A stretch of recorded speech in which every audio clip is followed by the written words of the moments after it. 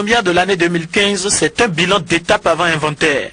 Devant le bureau exécutif du Conseil national du patronat de la presse. En face, les patrons de presse. Dans le silence et la simplicité de l'auditorium de la maison des médias, il est question de faire le bilan de 2 années de parcours et de réfléchir sur les enjeux d'une profession en pleine mutation. Mais avant, une préoccupation de l'employé à l'employeur.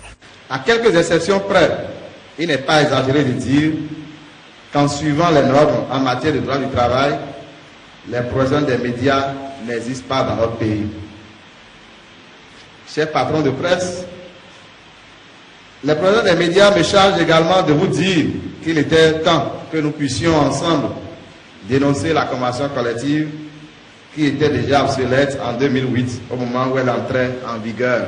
Au mot choisi pour dénoncer les difficultés que subissent les journalistes, un récital de mots est opposé. À la pléthore de journalistes se substitue une carence en qualité. En lieu et place du professionnalisme souhaité, un amateurisme incessant. Ce qui déteint bien évidemment sur l'application de la convention collective dénoncée. Ainsi, la réponse du premier des patrons de presse se veut anecdotique. Monsieur le Président, vos militants font semblant de travailler et nous aussi nous faisons semblant de les payer.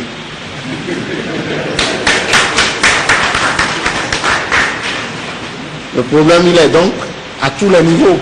Et je ne suis pas sûr que la dénonciation de la convention collective à elle seule suffira à régler le problème. Le sinistre est profond. Il faut que nous réfléchissions. Les problèmes sont alors collectifs et les différentes responsabilités engagées, comme sur la thématique à laquelle est rattachée cette Assemblée générale ordinaire. Quel régime fiscal pour les entreprises de presse? À l'issue du rapport commis, il est évident que les entreprises de presse subissent encore la pression fiscale. Alors, des recommandations sont formulées. L'exonération de la TVA sur les contrats, publicités, vente de journaux et autres productions des organes de presse, les entrants des entreprises de presse, les équipements acquis dans le cadre du fonctionnement, la contribution des médias à la patente pour un montant forfaitaire unique de 50 000 francs CFA par an, la réduction du taux de l'impôt sur les bénéfices à hauteur de 10% assis sur le résultat pour les chiffres d'affaires excédant 50 millions de francs CFA. Cette Assemblée générale intervient à moins d'1 an de la fin de l'actuelle mandature du CNPA, la 4e. Et encore, les responsables plaident pour une mobilisation des professionnels des médias autour des enjeux communs.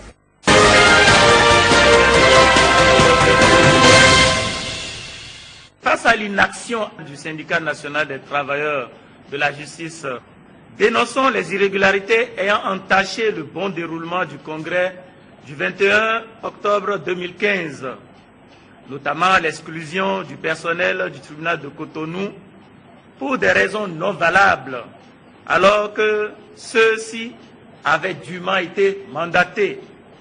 Constatons que les intérêts du personnel du tribunal de première instance de Cotonou sont menacés, entraînant de ce fait de graves dysfonctionnements, tant sur le plan des conditions de vie et de travail que sur celui du bon fonctionnement de la maison justice, à savoir le tribunal lui-même.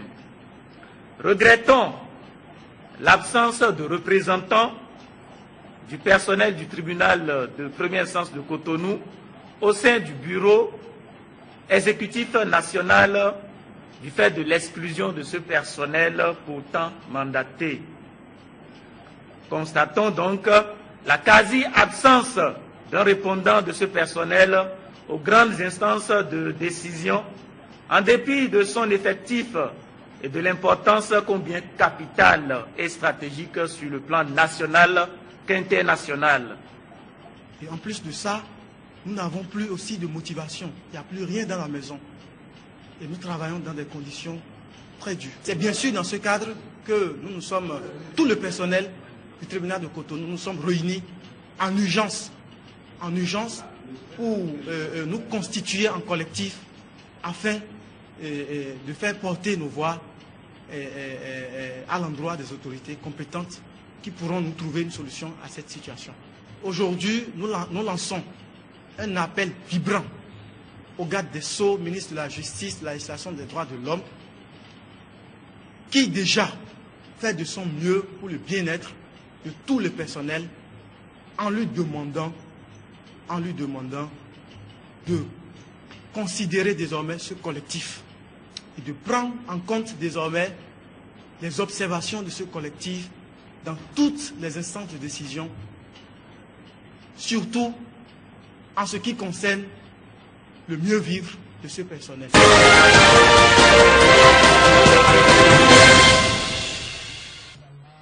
Sur ces affiches portant des messages bien précis, est définie l'une des missions de VNG International à travers son nouveau projet dénommé « Projet d'appui à la gestion foncière locale ». Il s'agit d'aider les communes de Dogbo et de Kouékamé dans le département du Koufo à expérimenter le cadre légal prévu par le Code foncier et domanial, voté et promulgué depuis 2013, mais jusque-là inappliqué. On va amener chacun de nous à avoir du papier pour sa terre. C'est pourquoi le projet est venu aider la commune. Et c'est le lancement de ce projet qui a mobilisé ces populations ici à l'hôtel de ville de Dogbo. Première étape d'information. Aujourd'hui, c'est un heureux jour pour nous, dans la commune de Dogbo. Parce que l'événement qui nous réunit ce jour est grand de taille. Le code foncier a été voté en 2013. Mais dites-vous que l'application de ces tests n'a commencé nulle part. Et par la grâce de Dieu, le Pays-Bas a choisi Dogbo pour l'application de ces tests. Ça veut dire que nous sommes heureux. Au cours de ce lancement du projet désigné par campagne d'information et de sensibilisation sur le code foncier rural et domanial, plusieurs sketchs et des communications en langue locale ont été présentés.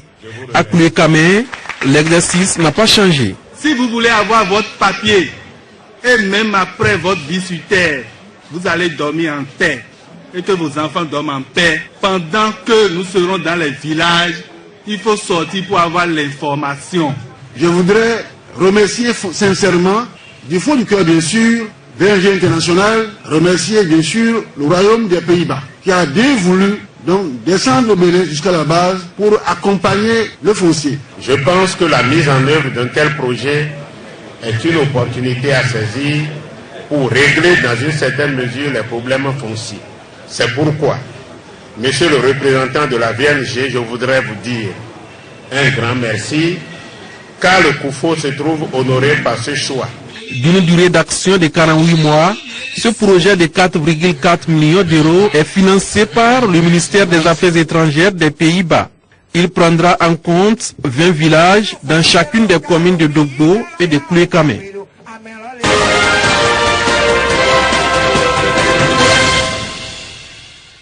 Ils étaient déjà tous ici pour saluer la mémoire du général Mathieu Kérékou. Mais à quelques semaines du démarrage officiel de ces funérailles, c'est la quasi-totalité des collaborateurs de premier plan, ceux-là même qui ont achevé avec le général son deuxième mandat démocratique, qui sont revenus dans la maison mortuaire pour rendre à leur président ce qu'ils ont appelé les hommages de son dernier gouvernement. Le collège des ministres constituant ce dernier gouvernement a eu l'inspiration d'engager une démarche collective. Martin Douazoiho, Maman Sika, Dorothée Kiné-Gazar, Léa Roupé, Alain Adiou, Fatiu Aklogan, sans oublier ceux n'ayant pas pu effectuer le déplacement du jour. Des noms emblématiques qui rappellent les dernières heures de la gestion du pouvoir d'État par le général. Et en termes de souvenirs, Zulkifl Salami en a personnellement gardé un, notamment du dernier Conseil des ministres. Au dernier Conseil des ministres, j'ai eu le privilège et l'honneur, au nom de mes collègues ministres ici présents, de prononcer le discours d'adieu au général.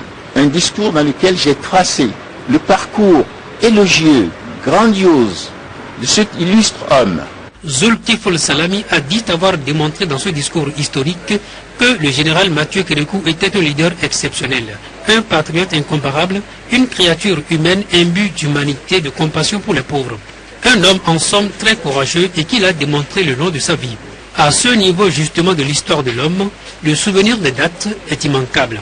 Déjà par la prise de pouvoir le 26 octobre 1972, un acte de courage exceptionnel fait pour le peuple. Le 16 janvier 1977, le général était au front, en dépit de l'appel à la retenue de ses frères d'armes. Mais ce courage, il a également exprimé de manière éloquente au front politique, la conférence des forces vives de la nation.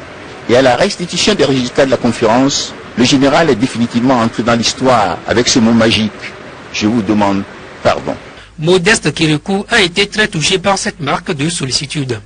Vos diverses démarches constituent à nos yeux la preuve que cette épreuve est partagée, que nous ne sommes pas seuls.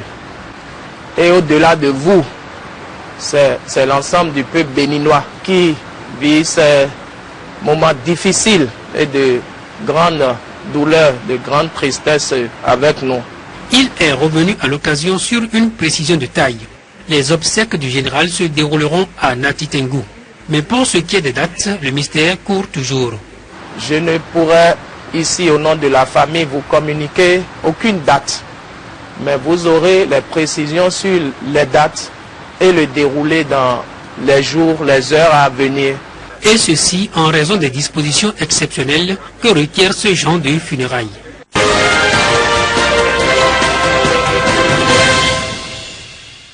Nous, la COBENAM, notre alpha et notre oméga, c'est le président du général Mathieu Kérékou. Parce que c'est lui qui, en son temps, dans les années 70, n'est-ce pas, avait de commun accord avec l'Algérie, créé la COBENAM. Et avec la crise des années 80, c'est-à-dire en 90 jusqu'en 96, c'était la Banque mondiale et le FMI ont recommandé vivement que les armements disparaissent pour la libération de l'économie. Ça, c'est dans toute l'Afrique que ça a été fait. Mais grâce au président Kérékou, la COBENAM a été maintenue, de toutes pièces d'ailleurs. Et aujourd'hui, la COBENAM vit grâce aux œuvres ou à l'acte qu'a posé le général Kérékou en son temps. C'est l'un des vestiges de notre pays, vestiges politiques de notre pays, qui fait la fierté de notre pays pour avoir marqué pendant plusieurs décennies l'histoire politique, n'est-ce pas, du Bénin. Il y est entré par la révolution populaire et il en est sorti par la démocratie. Et donc vous voyez que le processus est long. Les deux temps forts et qui ont permis à notre peuple de se former politiquement. Et lorsqu'on a on fait une perte aussi grande, et il est aussi important que les différentes personnalités viennent se recueillir. Pour moi, Mathieu Kérékou a un savoir-loi. Il a fait son enfance et ses plus vrais amis, son savoir-loi. Et ce savoir-loi qui a perdu un fils. Ça ne concerne pas que ma royauté, ça concerne le Bénin tout entier. نعرف السيد مويس هو عندنا علاقة بينه. Que c'est avec Moïse que la relation Bénin-Turquie a commencé et c'est comme ça ça continue avec lui aussi qui est le directeur général de l'école internationale Fouque Bénin et c'est à cause de cette restitution qu'il est arrivé ici. Je dis c'est vrai, notre père, c'est pas le père seulement de Moïse, c'est-à-dire le père de tous les Béninois, notre père, nous tous. Et on est là en train de penser à ça toujours, parce que lui, il a fait des biens.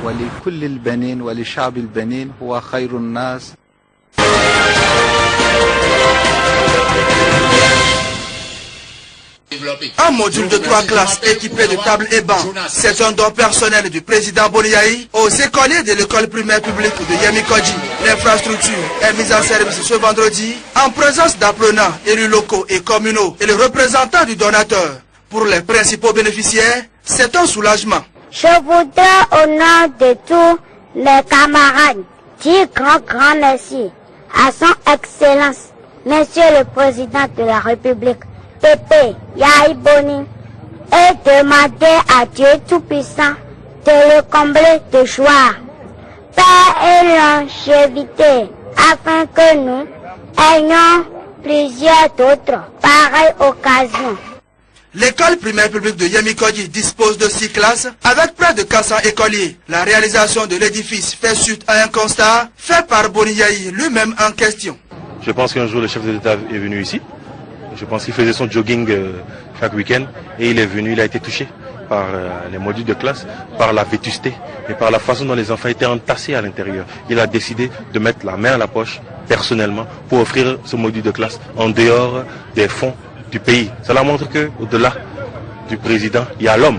Et c'est un don de l'homme et j'aimerais vraiment qu'on puisse le féliciter pour ça et le pousser à encore continuer, que ce soit durant ce mandat et même après. Nous allons essayer, nous qui sommes à ses côtés, de pouvoir les appuyer, je pense moi-même personnellement, pouvoir les aider à travers au moins 2 modules de latrine pour aider ces enfants-là qui vivent dans des conditions déplorables. Yemi Kodji est cité parmi les quartiers de Cotonou qui bénéficient de l'attention particulière du chef de l'État. En témoignent les différentes réalisations qui y sont faites. En un an, 16 habitants ont eu droit à l'eau potable, l'électricité, un centre de santé, une école et bientôt un commissariat. Tout cela en un an. J'aimerais réellement que vous puissiez applaudir pour celui qui a rendu ce rêve possible. Tous ces actes sont des preuves que le chef de l'État accorde une importance cruciale à ce quartier, anciennement Fidjosepota, qui est un peu le cœur de notre commune, de notre capitale. Le cadre de travail de ces écoliers est donc amélioré. Autre préoccupation à régler, l'aménagement de la cour de l'école envahi par un bas-fond. Une préoccupation sur laquelle le représentant de Boniaï promet de se pencher très bientôt.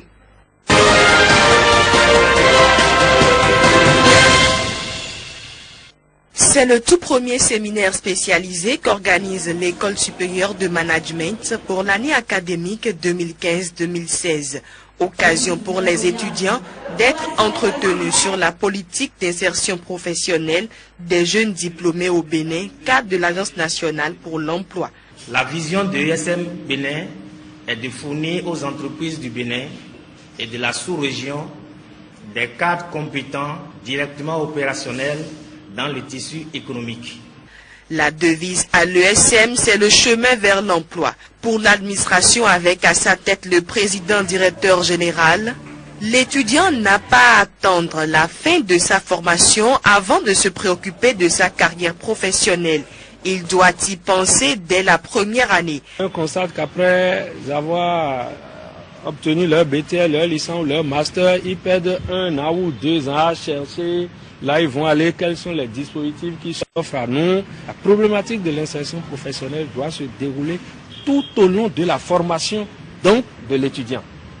C'est pour ça, depuis plusieurs années, nous avons initié, à l'intention donc, de nos étudiants, des séminaires spécialisés. Et l'emploi dont on parle, ça peut être l'emploi salarié, ça peut être l'auto-emploi. Et là, nous faisons venir des spécialistes du domaine qui sont chargés donc des questions de l'emploi. C'est Didier Nexan Djeigo, directeur général de l'ANPE, qui a présenté aux étudiants à travers une communication les différentes offres que propose sa structure aux diplômés. Quand les étudiants sortent bardés de diplômes et qui ne sont pas consommés par le marché du travail, ils sont stockés, ils restent dans les maisons, ils doivent aller se débrouiller sur le marché du travail, se déterminer et s'accomplir. ESM Bénin, le chemin de l'emploi, et l'ANPE est décidé, d'ailleurs c'est notre mission, à vous accompagner sur cette route sensible. Ce séminaire est le premier d'une série de 6 que l'École supérieure de management propose à ses étudiants. L'ESM offre des formations en comptabilité, gestion, banque et finances, marketing, management et ressources humaines, communication d'entreprise, informatique de gestion, secrétariat bureautique et journalisme, sanctionné par un BTS, une licence ou un master. Elle va célébrer ses 10 ans d'existence en 2016.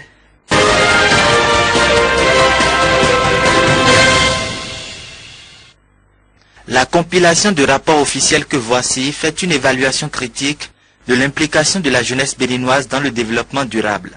Dans les détails, c'est l'impact du changement climatique sur la gouvernance de l'eau et la sécurité alimentaire qui est mise en évidence. La question suscite moins d'engouement chez les jeunes béninois, constate le livret blanc résultant d'une consultation nationale. Le Parlement national de la jeunesse pour l'eau et l'assainissement promet ici d'y remédier. Sur le terrain, nous pensons beaucoup travailler sur la communication, car beaucoup de populations, en l'occurrence les jeunes de notre département, ne savent pas qu'il y a des défis à relever dans le domaine de l'eau et de l'assainissement. Ils suivent la mobilisation mondiale autour de la prochaine conférence des Nations Unies sur les changements climatiques. Leur engagement est motivé par l'action commune de l'Office québécois pour la jeunesse et le partenariat mondial de l'eau. Le cadre est défini par un projet intitulé « La jeunesse francophone agit pour l'eau ». Ce projet vise à mobiliser les jeunes de chaque pays qui mènent des actions dans le domaine de l'eau et de l'environnement pour agir au niveau local et mondial. Un recueil de constats et de recommandations sera rédigé dans un livre blanc qui sera transmis aux décideurs internationaux durant la perspective de la COP21 sur la base des consultations nationales réalisées par pays. La question de la participation des jeunes parlementaires pour l'eau à cette conférence des partis reste encore entière. Et c'est la ministre qui soulève à nouveau la préoccupation après avoir croisé les visions. Moi, je dis l'eau, c'est la vie. Et la vie, c'est la vision intégrée de l'eau. L'eau, c'est la vie, et la vie, c'est la vision intégrée de l'eau. Et vous avez choisi cette vision intégrée. C'est pourquoi je suis fière de vous, très fière de vous. Et je voudrais vous poser une question quant à la participation à la COP 21. Est-ce que les dispositions sont déjà prises à votre niveau? La réponse a laissé entrevoir un défaut d'accompagnement des jeunes. La marraine du Parlement intronisé et les partenaires impliqués vont œuvrer ensemble en vue d'une présence effective de la jeunesse béninoise à Paris pour la COP 21 en décembre prochain.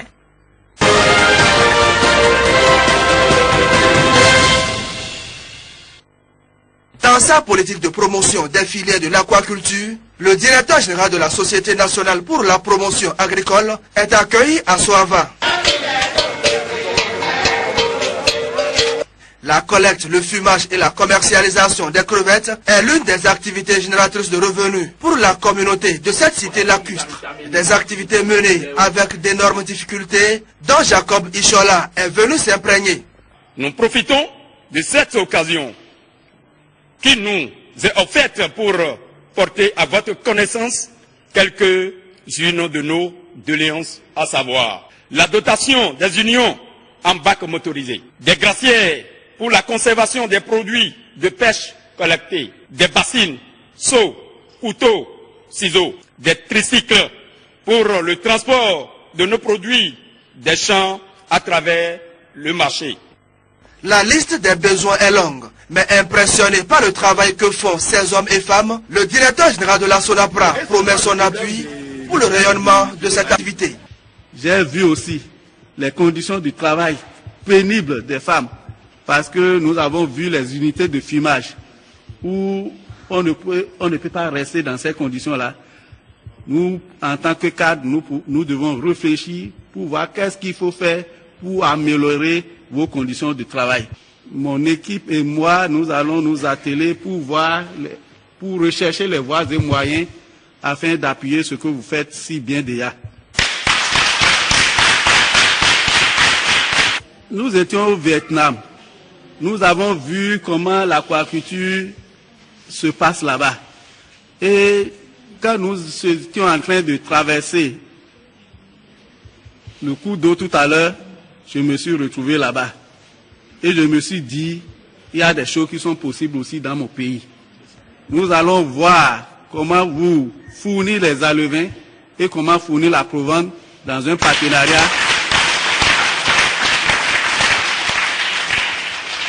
Dans un partenariat gagnant-gagnant. Les crevettes produites ici à Soava alimentent les marchés du Bénin, mais aussi ceux des pays de la sous-région. La visite d'un directeur général de la SONAPRA à Soava est une première. On laissait entendre ces femmes. Elles espèrent la concrétisation des promesses faites pour l'accroissement de leur chiffre d'affaires.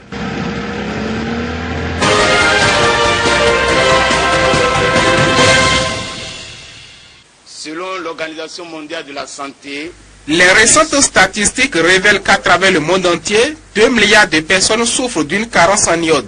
À l'origine de la situation, la non-consommation du sel iodé, pourtant riche en éléments nutritifs. C'est donc pour corriger le tir que l'Agence béninoise de normalisation, structure du ministère de l'Industrie et du Commerce, organise le présent atelier. Les assises tiennent lieu d'un plaidoyer de haut niveau pour accélérer l'atteinte des objectifs d'iodation universelle du sel et susciter le désir de connaître et de consommer du sel adéquatement iodé, au Bénin en particulier et dans toute la zone UEMOA en général.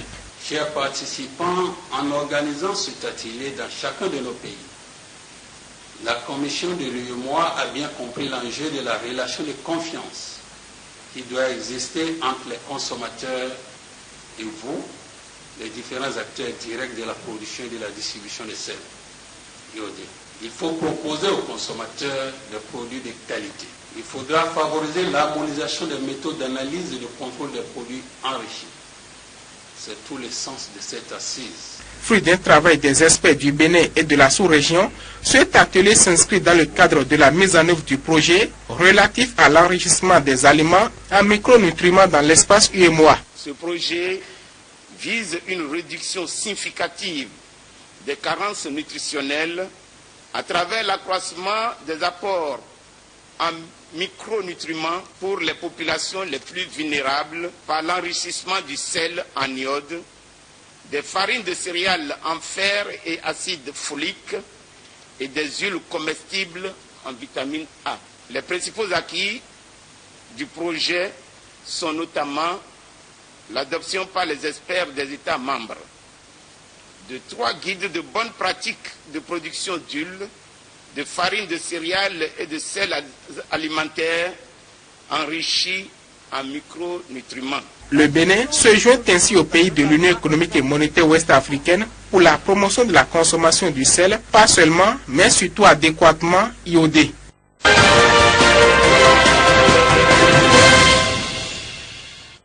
L'étude sur le genre et l'équité sociale dans la gestion post-récolte au Bénin se concentre sur la culture du riz et du maïs. Elle démontre leur importance, décrit les systèmes de post-récolte et s'intéresse à différentes analyses. Ce sont les femmes qui s'occupent en majorité des opérations post-récolte. Elles n'ont pas toujours à leur portée les technologies et les équipements qu'il leur faut. Il n'y a aucun document de politique qui concerne directement la gestion post-récolte au Bénin. Ce travail scientifique touche donc du doigt la dimension genre dans la gestion post-récolte. Son contenu fait l'objet de cette rencontre organisée par la plateforme des acteurs de la société civile au Bénin avec l'appui de ses partenaires. Nous voulons soumettre à votre appréciation ce rapport afin que vos contributions puissent aider la consultante à améliorer ce rapport et que nous puissions ensemble utiliser les résultats et les recommandations pour pouvoir améliorer la politique agricole au Bénin. La politique du secteur agricole au Bénin est définie dans le PRSA, le plan stratégique de relance du secteur agricole. Et l'un des objectifs de l'étude est d'améliorer les différents documents d'orientation du domaine. Je veux vous rassurer que les différentes recommandations et observations qui sortiront de cet atelier seront prises en compte pour finaliser le document, et le document sera utilisé pour la relecture et la reformulation du PSRSA qui est en cours actuellement au niveau du ministère de l'Agriculture, de l'Élevage et de la Pêche. Pour la relecture et la reformulation du PRSA, le rapport fait différentes recommandations qui permettront l'intégration de la dimension genre et de l'équité sociale.